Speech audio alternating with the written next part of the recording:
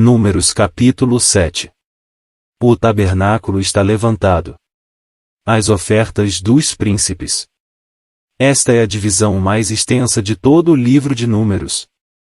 Contém uma exposição pormenorizada dos nomes dos príncipes da congregação e de suas respectivas oferendas na ocasião da construção do tabernáculo.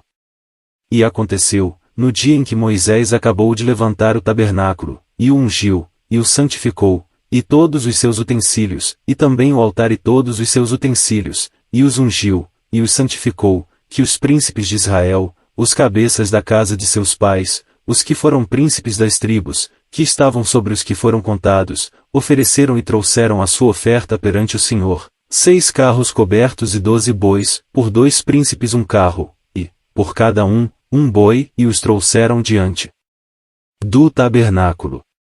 E falou o Senhor a Moisés, dizendo, toma-os deles, e serão para servir no ministério da tenda da congregação, e os darás aos levitas, a cada qual segundo o seu ministério. Assim Moisés tomou os carros e os bois e os deu aos levitas. 2 carros e 4 bois deu aos filhos de Gerson, segundo o seu ministério, e 4 carros e 8 bois deu aos filhos de Merari, segundo o seu ministério, debaixo da mão de Itamar, filho de Arão, o sacerdote. Mas aos filhos de Coate nada deu, porquanto a seu cargo estava o santuário, e o levavam aos ombros. E ofereceram os príncipes para a consagração do altar, no dia em que foi ungido, ofereceram, pois, os príncipes a sua oferta perante o altar. Versículos 1-10. Observamos, no nosso estudo sobre os capítulos 3 e 4, que os filhos de Coate tinham o privilégio de levar tudo o que era mais precioso entre os instrumentos e mobiliário do santuário. Por isso não receberam nenhuma das oferendas dos príncipes. O seu serviço elevado e santo consistia em carregar aos ombros e não usar carros ou bois. Quanto mais atentamente examinamos as coisas que estavam confiadas à guarda e encargo dos coatitas, tanto mais veremos que apresentam, em figura, as manifestações mais profundas e plenas de Deus em Cristo. Os gersonitas e os meraritas, pelo contrário, tinham que atender às coisas que eram mais exteriores. O seu trabalho era mais duro e arriscado, e portanto estavam providos dos recursos que a liberalidade dos príncipes pôs à sua disposição. O coatita não tinha necessidade de um carro ou de um boi no seu elevado serviço. Devia transportar sobre os ombros a sua preciosa carga mística. A consagração do altar, a oferta de cada príncipe em seu dia, e ofereceram os príncipes para a consagração do altar, no dia em que foi ungido, ofereceram, pois, os príncipes a sua oferta perante o altar. E disse o Senhor a Moisés, cada príncipe oferecerá a sua oferta, cada qual em seu dia, para a consagração do altar. Versículos 10 e 11. O amigo pouco espiritual, percorrendo com os seus olhos este longo capítulo, podia sentir-se disposto a perguntar por que, num documento inspirado, o que podia dizer-se em meia dúzia de linhas ocupa tanto espaço. Se um homem tivesse de dar a conta dos negócios desses 12 dias, tê-la-ia, muito provavelmente, resumido em uma só declaração, dizendo-nos que os 12 príncipes ofereceram cada um tais e quais coisas. Mas isso não teria de modo algum agrado à mente divina. Os pensamentos de Deus não são os nossos pensamentos, nem os seus caminhos os nossos caminhos. O Senhor não podia dar-se por satisfeito senão com a informação mais completa e pormenorizada do nome de cada príncipe, da tribo que representava e da oferta que fazia ao santuário de Deus. Daí este longo capítulo de 89 versículos. Cada nome brilha com a sua própria distinção. Cada oferta é descrita minuciosamente e devidamente apreciada. Os nomes e as ofertas não são confusamente misturados. Isto não corresponderia ao caráter do nosso Deus, e ele só pode atuar e falar segundo o que, em tudo que faz e tudo que diz. O homem pode passar rapidamente com descuido sobre os dons e as oferendas, mas Deus não pode assim fazer e nunca o faz, e não o quer nunca. Deleita-se em escrever todo o pequeno serviço e todo o pequeno domingo. Nunca esquece a mais pequena coisa, e não só não as esquece como toma o cuidado especial em que o seu registro seja lido por um número infinito de indivíduos. Quão longe estavam esses 12 príncipes de imaginar que os seus nomes e as suas ofertas seriam transmitidos de século para serem lidos por incontáveis gerações. E contudo assim sucedeu, porque Deus assim o quis. Preocupa-se com o que poderia parecer à nossa vista fastidioso pormenor, sim, se quiserem. Preocupa-se com o que o homem podia julgar repetição enfadonha da mesma coisa, a omitir o nome de um só dos seus ou uma simples particularidade do seu trabalho. Vamos ver agora nestes capítulos, um ensinamento prático, semelhante ao de 2 Samuel capítulo 23 e Romanos capítulo 16. Assim, no capítulo que temos diante de nós, cada príncipe tinha o seu dia determinado para fazer a sua oferta, e o seu próprio espaço nas páginas eternas de inspiração em que o mais completo registro dos seus dons é feito por Deus o Espírito Santo. E isto é divino.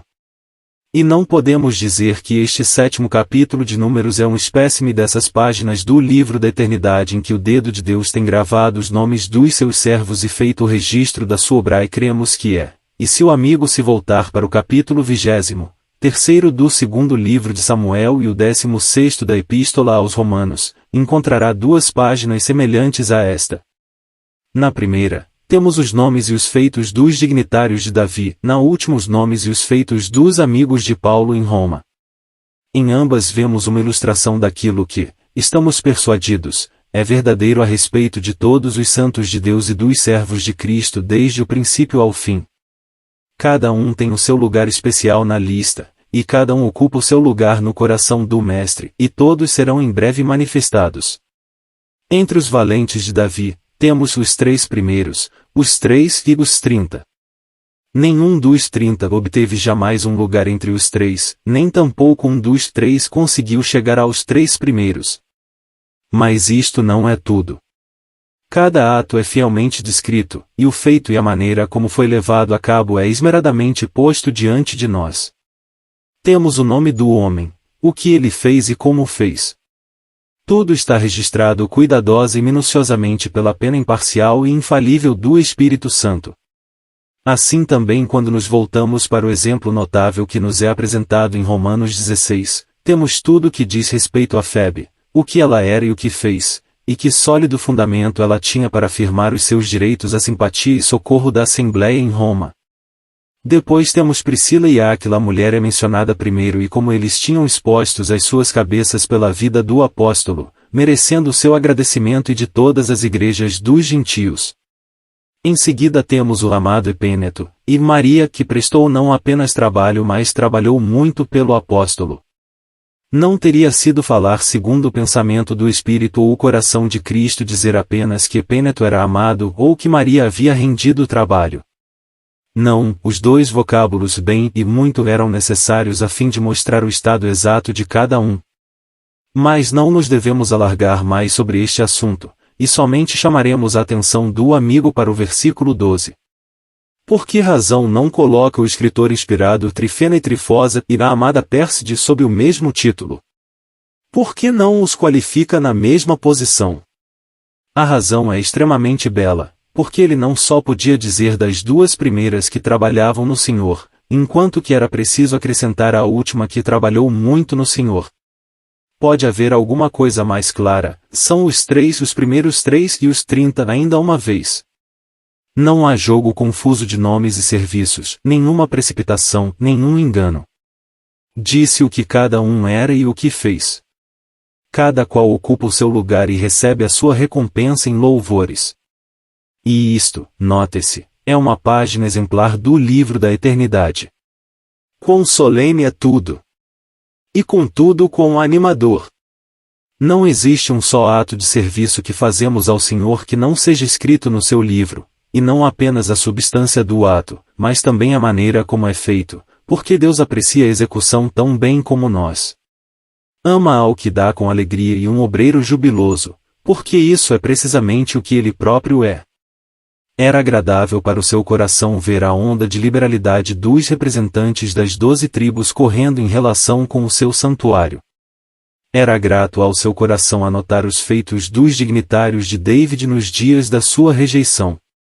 Era agradável ao seu coração seguir o caminho de devoção das Príscilas, as Aquilas e as Febes dos últimos dias.